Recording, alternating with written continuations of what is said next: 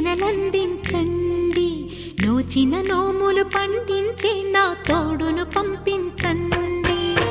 కలలో ఇలలో ఏ